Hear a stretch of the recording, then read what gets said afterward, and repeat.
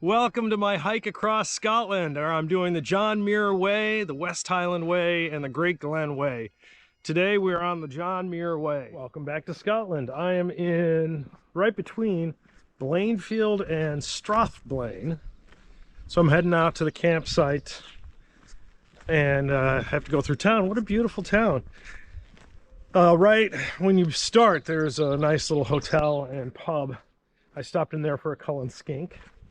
And they had a horse race on that was just crazy. It was just chaos, crazy stuff. But if you remember last Saturday, today's Saturday, I was passing by Musselburgh, and they do horse races there.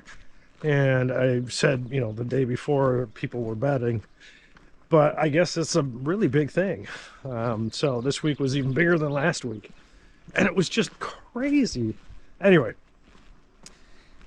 I turned on because this is really a very nice town. I dig this. All right. Thanks for tuning in. Talk to you later. Hey, welcome to the West Highland Campgrounds. Very interesting background here. So, the owner of this campsite is from Chicago.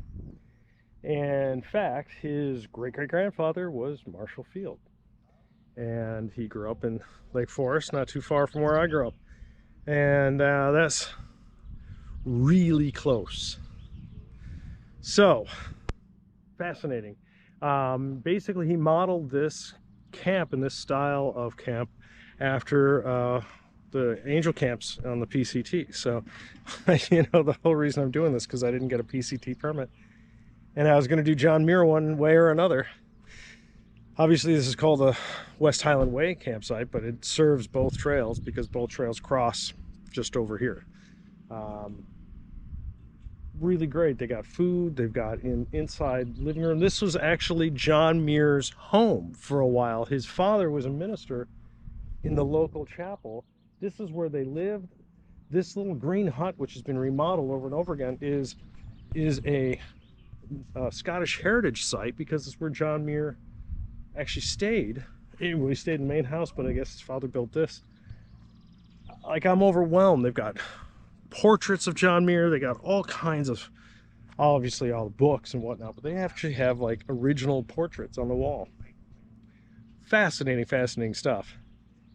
What a great piece of land.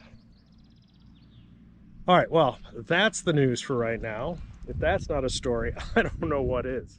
So thanks for tuning in.